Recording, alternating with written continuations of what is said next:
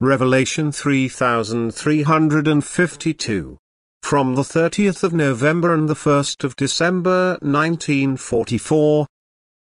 Childship to God. Tremendous suffering on earth. In order to gain childship on earth, the human being must shape himself into love and thereby enable himself to already establish union with God on earth, so that he will enter the spheres of light in a completely mature state when he passes away from earth.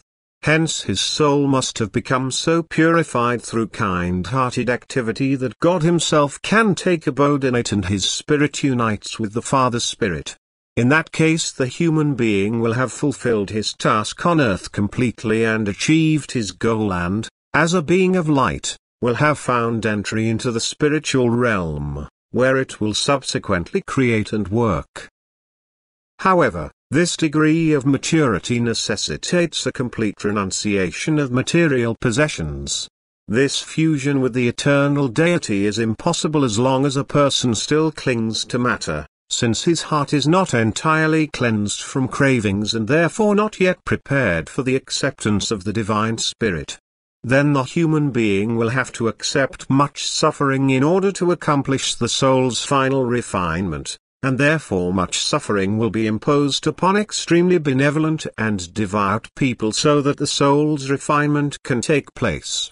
Where people are burdened by particularly harsh suffering and nevertheless profound faith is displayed, the soul might have chosen a particularly difficult life for itself in order to attain the final goal on earth, the childship to God. This goal must be aspired to and reached on earth and will always necessitate the most arduous living conditions, because the soul must enter the kingdom of the beyond completely pure and unadulterated, and this calls for a particularly effective process of purification. Suffering is always the means of help in order to attain the spiritual goal.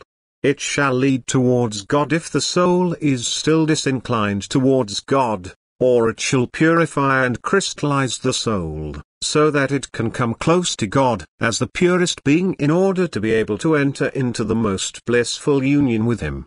Suffering and love must always work together towards deifying a person on earth. Consequently, a loving human being should not fear suffering but humbly take it upon himself, bearing in mind the high goal he can reach on earth, for he has chosen his earthly path himself in realization that it will help him attain highest maturity if his will does not offer resistance. Nevertheless, the delights of the childship to God make up for all suffering in earthly life 1,000-fold. And the time on earth is short, it is like a moment in the span of eternity. And as soon as a person is profoundly faithful, he also can always receive the strength from God to endure everything that is imposed upon him, for then he will send his heartfelt prayer to God and God himself will give him strength and make him a conqueror of life on earth. God himself will fetch his child if it has passed its test of earthly life and departs from earth as a pure being. But his life on earth will always be characterized by love and suffering, because without it the soul will not be totally purified for admitting God into the human being's heart. This heartfelt bond with God must already take place on earth. Otherwise the soul will not stand firm against the temptations of the world, nor would it achieve total purification through suffering, because it would lack the strength to bear the latter without complaining, and all grumbling or resisting still indicates a lack of complete submission to God's will. However, the soul must become as one with God. It must have the most intimate bond with Him. It must want the suffering itself and also gratefully accept it as a gift from God in realization that it pulls down the last barriers between God and itself, and that only an overcoming of them will result in the highest bliss. To become a child of God with all rights and duties. This is every person's goal on earth, but only a few attain it.